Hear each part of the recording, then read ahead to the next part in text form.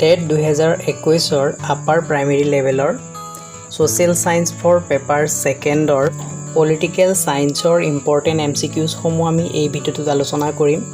ভিডিঅ'টো অতি গুৰুত্বপূৰ্ণ হ'ব, স্কিপ নকৰি সম্পূৰ্ণ ভিডিঅ'টো চাবলৈ অনুৰোধ জনালোঁ। এতিয়া আহক আৰম্ভ কৰোঁ ভিডিঅ'টো।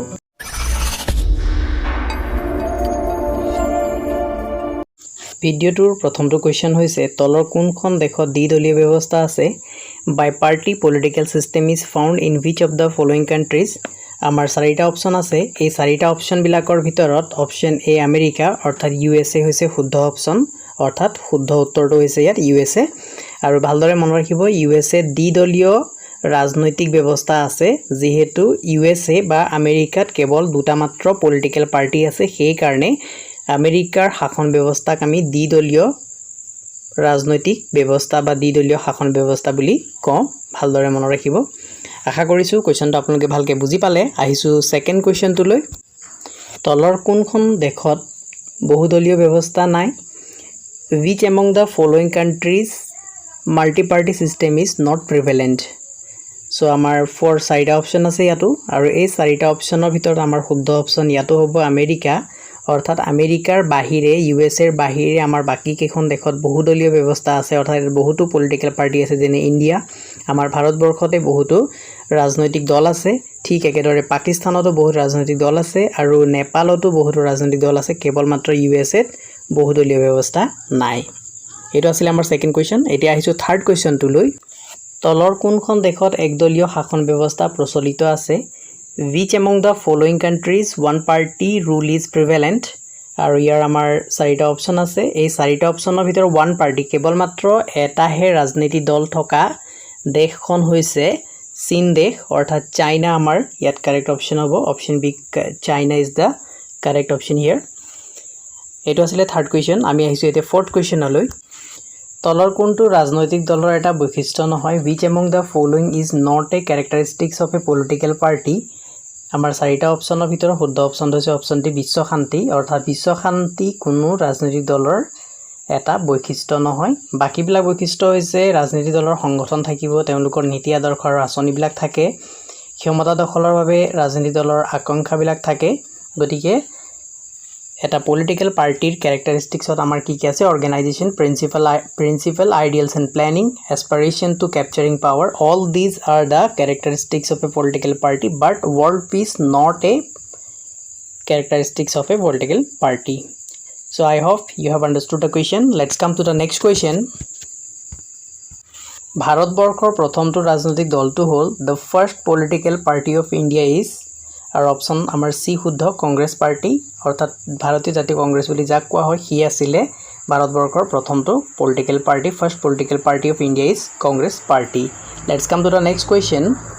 ভাৰতীয় জাতীয় কংগ্ৰেছৰ প্ৰথম সভাপতি কোন আছিলে? Who was the first president of Indian National Congress? আৰু ইয়াৰ ভিতৰত আমাৰ শুদ্ধ অপশ্যনটো হৈছে Umesh Chandra Banerjee. So' Umesh Chandra Banerjee was the first president of Indian National Congress. Let's come to the seventh question. ভাৰতবৰ্ষৰ দ্বিতীয়টো ৰাজনৈতিক দল কোনটো? Which among the following is the second political party of India? আৰু ইয়াৰ ভিতৰত আমাৰ শুদ্ধ অপশ্যনটো হৈছে স্বৰাজ পাৰ্টি। স্বৰাজ পাৰ্টি আছিলে ভাৰতবৰ্ষৰ দ্বিতীয়টো ৰাজনৈতিক দল। The second political party of India is the Swaraj party. আৰু বন্ধুসকল, স্বৰাজ পাৰ্টি গঠন কৰিছিল মতিলাল নেহেৰু আৰু এজন বিখ্যাত ভাৰতীয়ই। সেই বিখ্যাত ভাৰতীয়জনৰ নাম আপোনালোকে কমেণ্টত লিখি জনাব মোক, তেওঁৰ নাম কি আছিলে। এজন আছিলে মতিলাল নেহেৰু আৰু অন্যজন ব্যক্তি কোন আছিলে? স্বৰাজ পাৰ্টিৰ গঠনৰ প্ৰমুখ ব্যক্তি এই দুজন আছিলে। গতিকে সেই দুজনৰ ভিতৰত এজনৰ নাম মই কৈ দিলোঁ, আপোনালোকে দ্বিতীয় ব্যক্তিজনৰ নামটো ক'ব। চ' বন্ধুসকল, যদি আপোনালোকে ভিডিঅ'টো ভাল পাইছে তেতিয়াহ'লে ভিডিঅ'টো এবাৰ লাইক কৰি দিবলৈ নাপাহৰিব, আৰু লগতে নিজৰ বন্ধুবৰ্গৰ মাজত ভিডিঅ'টো শ্বেয়াৰ কৰিব। আৰু ভিডিঅ'টো যদি আপোনালোকে কিবা ভুল ভ্ৰান্তি দেখা পাইছে অথবা ভিডিঅ'টোত কিবা ছাজেষ্ট কৰিব বিচাৰিছে তেন্তে কমেণ্টত নিশ্চয়কৈ জনাব। আৰু যদি আপোনালোকে এডু ষ্টাডি চেনেলটোলৈ নতুনকৈ আহিছে নতুবা এতিয়ালৈকে চেনেলটো ছাবস্ক্ৰাইব কৰা হোৱা নাই তেন্তে এতিয়াই ছাবস্ক্ৰাইব কৰি ওচৰত থকা বেল আইকনটো প্ৰেছ কৰি দিয়ে যেন। চ' আহিছোঁ এতিয়া 8 নম্বৰ কুৱেশ্যনটোলৈ। হিন্দু মহাসভাৰ গঠন হৈছিল ব্লেংক চনত। Hindu Mahasabha was form in the year, অৰ্থাৎ হিন্দু মহাসভা কোন চনত গঠন হৈছিলে? আমি এইটো এনচাৰ দিব লাগে ইয়াত। এতিয়া আমাৰ এই অপচন কেইটাৰ ভিতৰত আমাৰ শুদ্ধ অপচনটো হৈছে 1916ত অৰ্থাৎ 1916 চনত হিন্দু মহাসভা গঠন হৈছিল এতিয়া আহিছো 9 নম্বৰ প্ৰশ্নটো লৈ তলৰ কোনটো ৰাজনৈতিক দল ভাৰতীয় জাতীয় কংগ্ৰেছৰ লগত সামিল হয় which among the following political party of India was merged with the Indian National Congress আমাৰ কেইবাটা অপচন আছে তাৰ ভিতৰত শুদ্ধ অপচনটো হৈছে Swaraj party option C Swaraj Party is the correct option that means Swaraj Party was merged with the Indian National Congress Swaraj Party ভাৰতীয় জাতীয় কংগ্ৰেছৰ লগত সামিল হৈছিল গতিকে ভালকে মনত ৰাখিব লাগিব Swaraj Party is the correct option here let's come to the question number 10 ভাৰতবৰ্ষৰ প্ৰথম সাধাৰণ নিৰ্বাচন হৈছিল ব্ল্যাঙ্ক সনত অৰ্থাৎ ইয়াত খালি ঠাই দিয়া আছে গতিকে কিমান সনত ভাৰতবৰ্ষৰ প্ৰথম সাধাৰণ নিৰ্বাচন হৈছিল আমি হেতু ক'ব লাগে the first general election of India was conducted in the year ইয়াৰ ভিতৰত আমাৰ শুদ্ধ অপচনটো হৈছে অপচন ডি 1952 অৰ্থাৎ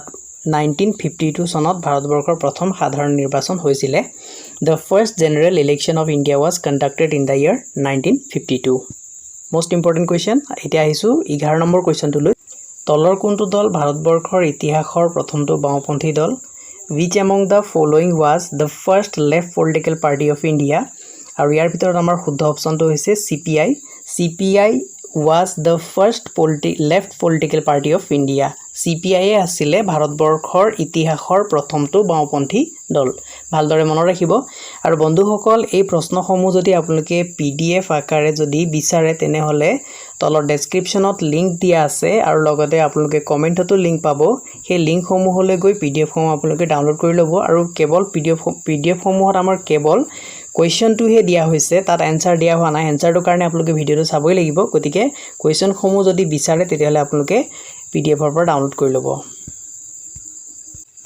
ভাৰতবৰ্ষৰ প্ৰথমটো আঞ্চলিক দল হ'ল which among the following is the first regional political party of India আৰু ইয়াৰ ভিতৰত আমাৰ শুদ্ধ অপচনটো হৈছে option A DMK is the first regional political party of India DMK আছিল ভাৰতবৰ্ষৰ প্ৰথমটো আঞ্চলিক দল ভালদৰে মনত ৰাখিব কিমান চনৰ পিছৰ পৰা ভাৰতবৰ্ষত বিৰোধী দলৰ ভূমিকা স্পষ্ট ৰূপত দৃষ্টিগোচৰ হয় after which year the role of an opposition came to be noticed in India আৰু আমাৰ শুদ্ধ উত্তৰটো হ'ব অপচন ডি 1977 অৰ্থাৎ 1977 চনৰ পিছৰ পৰা ভাৰতবৰ্ষত বিৰোধী দলৰ ভূমিকা স্পষ্ট ৰূপত দৃষ্টিগোচৰ হয় 1977 চনৰ আগৰলৈকে বিৰোধী দলৰ কোনো ধৰণৰ ভূমিকা ভাৰতীয় ৰাজনৈতিক ব্যৱস্থাত নাছিলে গতিকে মনত ৰাখিব লাগিব after 1977 the role of an opposition came to be noticed in India that means before 1977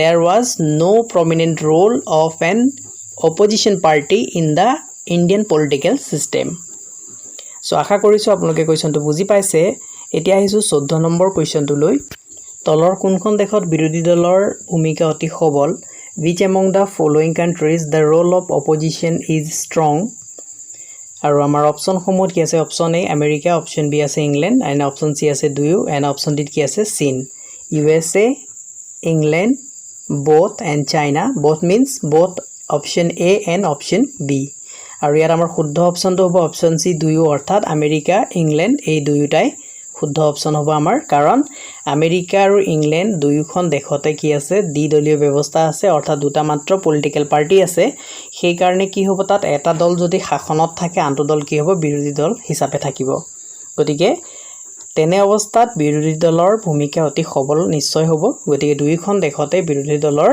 ভূমিকা সবল থাকিব গতিকে ভালকে মনত ৰাখিব লাগিব আহিছো 15 নম্বৰ প্ৰশ্নটো লৈ ভাৰতবৰ্ষৰ সৰ্বপ্ৰথম মৰ্চা চৰকাৰ কিমান চনত গঠন হৈছিল the first ever alliance or coalition government at the center was formed in the year correct option is 1977 অৰ্থাৎ 1977 চনৰ সৰ্বপ্ৰথম মৰ্চা চৰকাৰ ভাৰতবৰ্ষত গঠন হৈছিল তাৰ আগতে কোনো ধৰণৰ মৰ্চা চৰকাৰ বা সন্মিলিত চৰকাৰ গঠন হোৱা নাছিল গতিকে ভালকে শব্দটো মনত ৰাখিব লাগিব মৰ্চা চৰকাৰ তা সন্মিলিত চৰকাৰ বুলি কোৱা হয় যেনেকৈ ইংলিছত আমি এলায়েন্স গভৰ্নমেন্ট বা কোয়ালিশন গভৰ্নমেন্ট বুলি কওঁ ঠিক একেদৰে অসমীয়াটো দুটা শব্দ আছে ভালদৰে মনত ৰাখিব এতিয়া আহিছো 16 নম্বৰ প্ৰশ্নটো লৈ 16 নম্বৰ প্ৰশ্নটো মৰ্চা চৰকাৰৰ ওপৰতে আছে 1977 চনত গঠন হোৱা প্ৰথমখন মৰ্চা চৰকাৰ কাৰ নেতৃত্বত গঠন হৈছিল Under whose leadership the first ever coalition government in India was formed?